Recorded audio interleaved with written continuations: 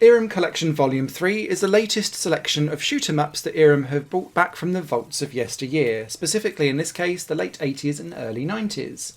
We have Mr. Heli, which was made in 1987, Dragon Breed in 1989, and Mystic Riders from 1992, and each one brings its own unique flair and, in two cases specifically, some quite unique gameplay mechanics that made me go, ooh, this is quite cool, and I've not really seen this done in this way since. I'll kick off with my favourite of the three, Dragon Breed, and this is cool because you ride the back of a dragon that then, instead of firing bullets necessarily, is firing out various magical spells, and the power-ups for your weapons change you from like a fire to a lightning to an ice, and then you can level them up over time to become more and more powerful if you get the right collecting power-ups that match the spell that you're getting. This game also comes with an arbitrary time limit to try and get through each level, which I didn't quite understand because you're on rails as you go through the game. But the key feature here is the dragon that you're riding on. You are only vulnerable as the person on the back of the dragon. The dragon itself is bulletproof, but you can use it as a shield to block all of the enemy fire around you, and it kind of wraps itself around wherever you're going, so you can strategically position yourself to avoid quite a lot of enemy fire, but still kind of leave yourself semi-exposed to get your shots out. Plus, your dragon tail can be used as a weapon too, and so where enemies are coming from behind potentially, you can move the tail so that it kind of clips them and kills them off that way whilst you're still shooting forward. And that made Dragon Breed feel really fresh and interesting and unique in a world of horizontal shoot 'em ups where sometimes it's just the key art or the artistic art style and cutesiness versus sci-fi-ness or fantasy-ness in this case that kind of makes the game stand out from the crowd. This genuinely played differently.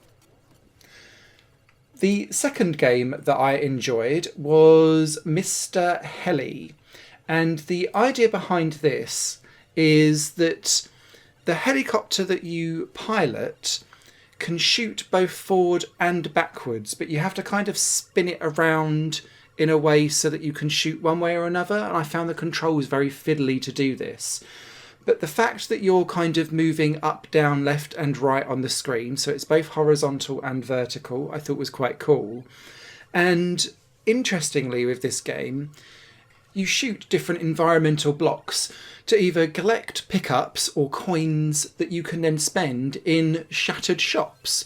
And so if you shoot the right environmental cues, you'll then get a box that then says spend 300 coins and you'll get a power up or an extra life or something like that. And because you're doing that on the fly, and again you've got an arbitrary time limit in this game too, the time limit makes more sense here because you can in theory stop and mine enemies that constantly respawn in this game so that you can then collect enough coins from the enemies that you kill to then go and buy the power up so long as you're good and haven't lost all of your health and energy as you go.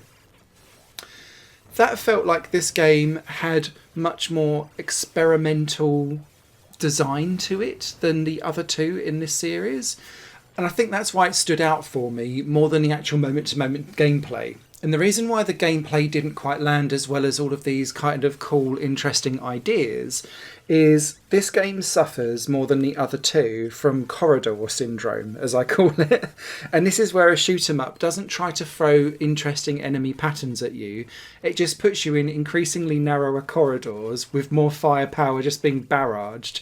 And so it doesn't feel like it's addressing the player's skill. It just feels like it's trying to overwhelm you and constricting you, and that doesn't feel like a proportionately fair difficulty curve in my personal view, and I much more prefer games that are a bit more thoughtful about their design patterns to try and keep you on your toes.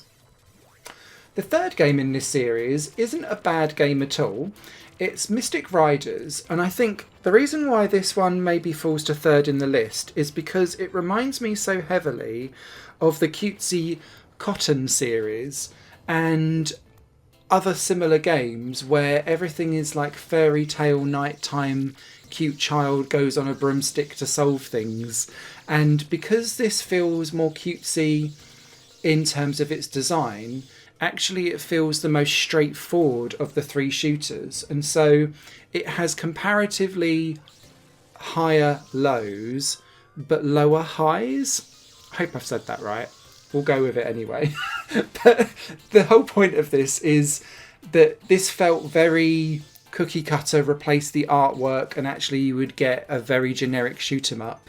It's perfectly serviceable, but relies too heavily on its aesthetic to actually pull it over the line and be a standout game rather than anything else.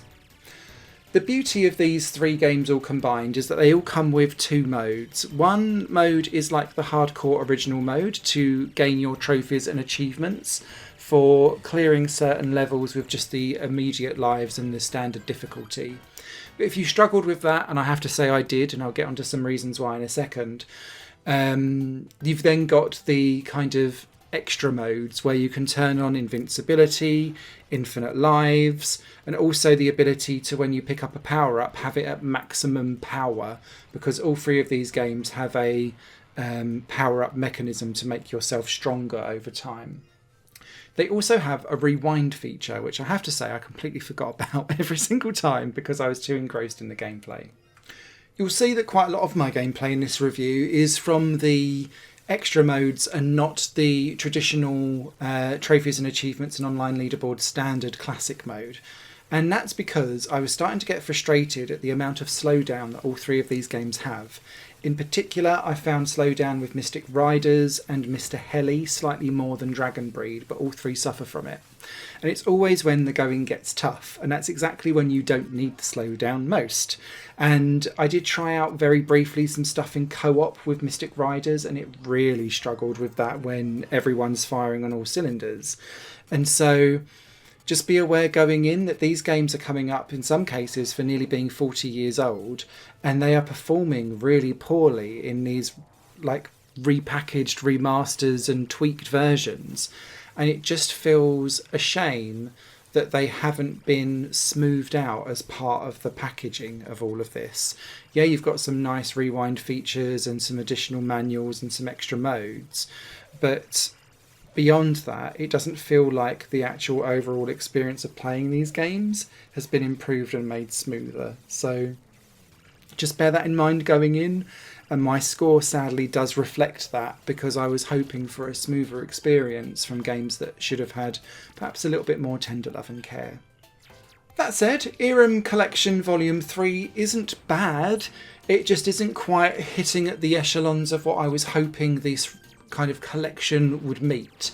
I do say though that Dragon Breed I think is a game that shoot 'em up fans, if you've not played, definitely do dive into that one because it feels unique and interesting and gives you a fraught experience. The other 2 I could kind of take or leave. They were perfectly serviceable and fine, but they didn't hook me nearly as much as Dragon Breed did. So yeah, hope that was informative and interesting. Any comments or questions, pop them down below, and let's see what Irem Collection Volume 4 brings, because I assume there's one coming. Take care.